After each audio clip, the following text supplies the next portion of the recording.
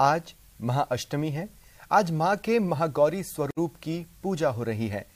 देवी भागवत पुराण के अनुसार मां के 9 रूप और 10 महाविद्याएं सभी आदि शक्ति के अंश और स्वरूप हैं, लेकिन भगवान शिव के साथ उनकी अर्धांगिनी के रूप में महागौरी सदैव विराजमान रहती हैं। मां की शक्ति अमोघ और फलदायिनी मानी गई है। अष्टमी को दुर्गा सप्तशती के मध्यम चरित्र का पाठ करना विशेष फलदायी माना जाता है। वहीं मां को नारियल का भोग लगाने की परंपरा है।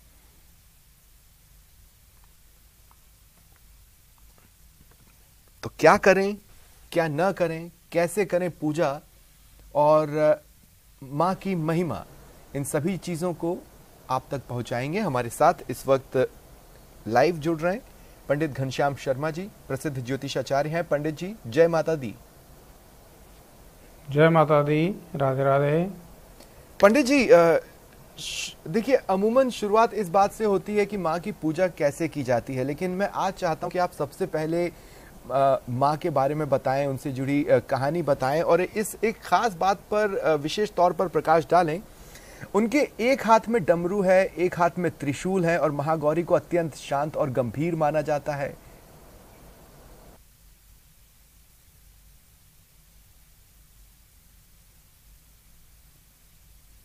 संस्थिता नमस्तस्यै नमस्तस्यै नमस्तस्यै नमो नमः।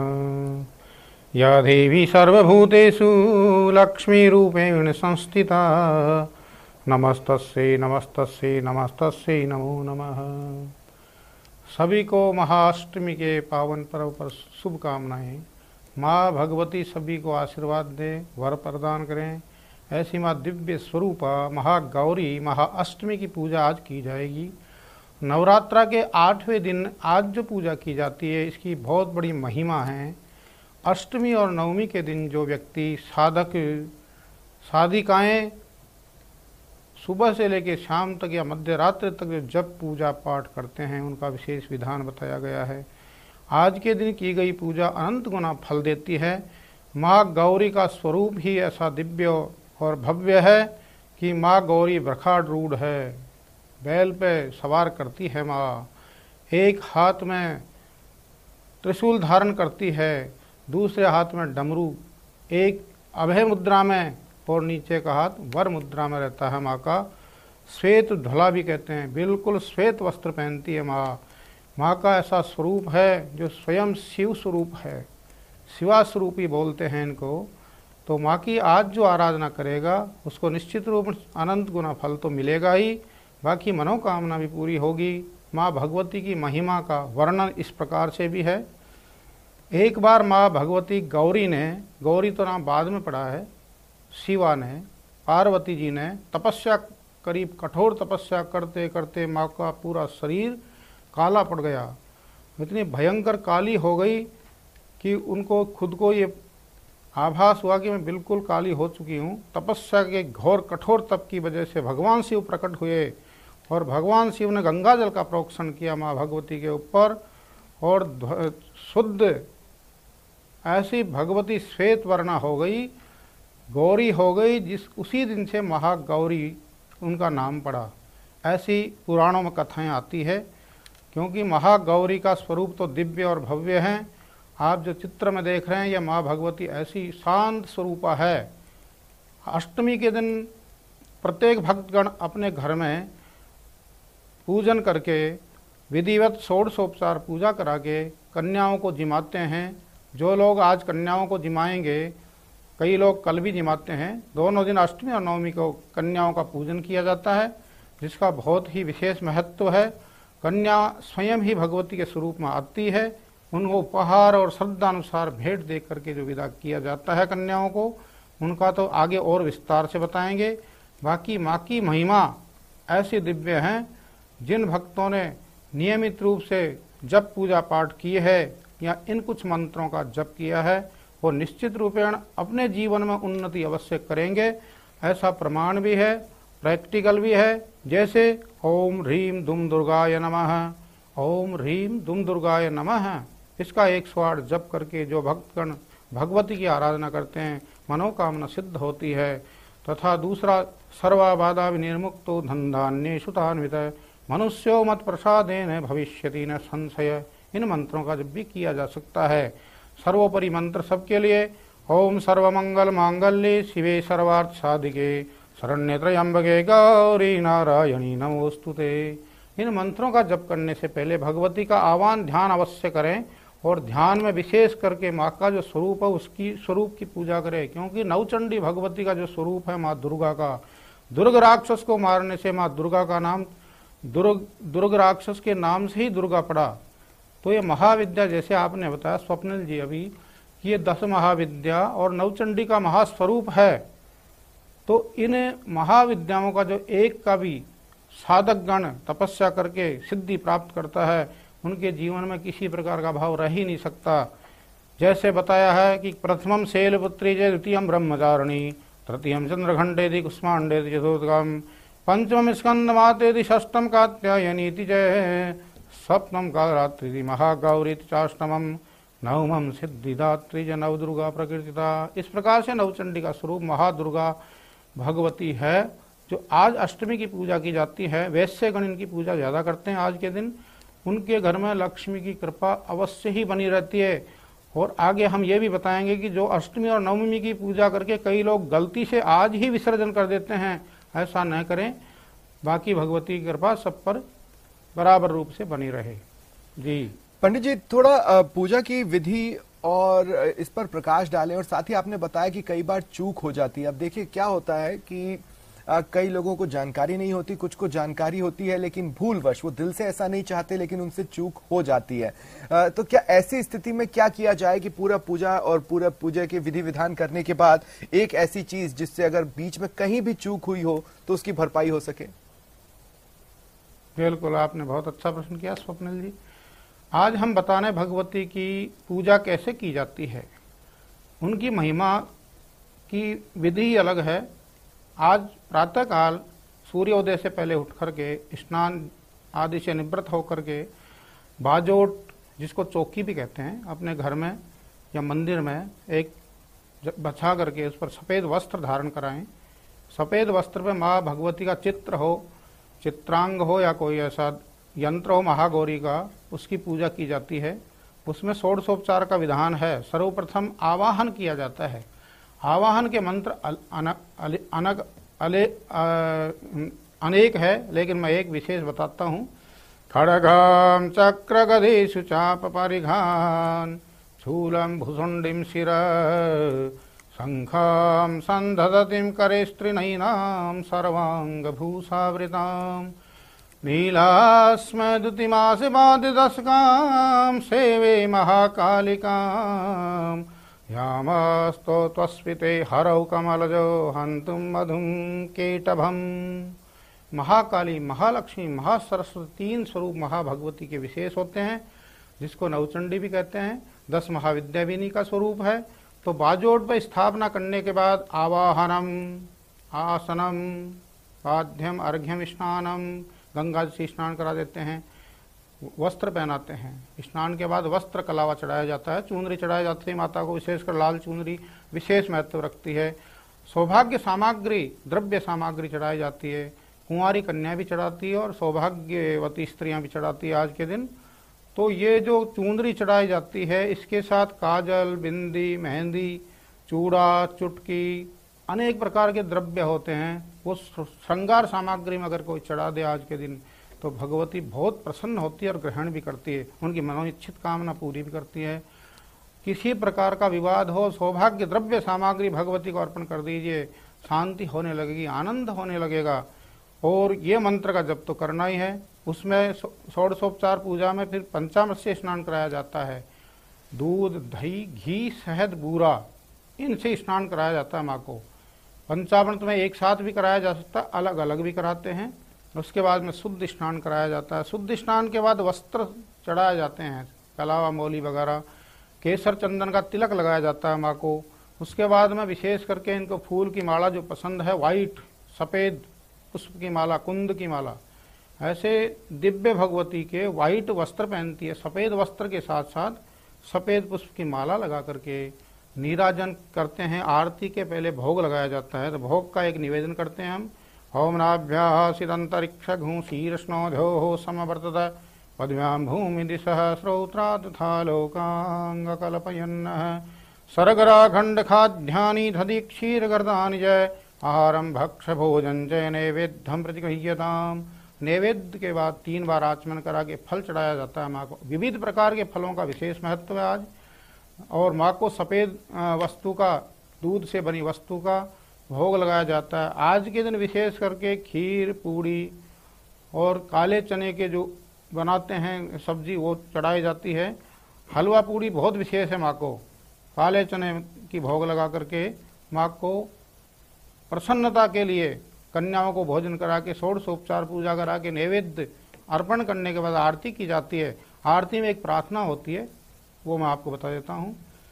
मैयारी रिद्धि दे सिद्धि दे अष्ट नव निधि दे वंश में वृद्धि दे महावाकवानी हृदय में ज्ञान दे माँ चित्त में ध्यान दे महावरदान दे ओ राजरानी। मैया गुणी सी रीत दे जंग में जीत दे चरणों में प्रीत दे माँ श्री भवानी। दुख को दूर करो सुख भरपूर करो भय चिंता दूर करो राजरानी। ज्योति जागती भवानी ब्रह्मा विष्णु की महारानी। गावे गुणी और ध्यानी मैया सबके काज संवारती। मैया जिन पर हो प्रसन्न उनके काटे सब फंद। मैया हम पर हो प्रसन्न अपने काटे सब फंद होवे सकल आनंद। कीजिए मैया जी की आरती, कीजिए जगदम्बा की आरती। इस प्रकार से आरती करके प्रोक्षण कर दिया जाता है सब जगह। तो शांति शांति ओम धो हो शांतिरंतरिक्ष घू शांति पृथ्वी शांतिराव शांतिरोषधय शांति वनस्पतये शांतिर्विश्वे देवा शांति ब्रह्म शांति श्रवद्घू शांति शांतिरेव शांति सामा शांतिरेधि। इस प्रकार से षोडशोपचार पूजा करके माँ को फिर भोग लगा करके कन्याओं को जिमा दीजिए। और कन्याओं का विस्तृत आगे भी चर्चा करेंगे जी। ठीक है। देखिए, पंडित जी ने सबसे शुरुआत में आपको माता जी की कथा बताई थी और मैं यहाँ आपको ये बताना चाहता हूँ। देखिए, महागौरी, महा का अर्थ होता है बहुत और गौरी का अर्थ होता है उज्जवल।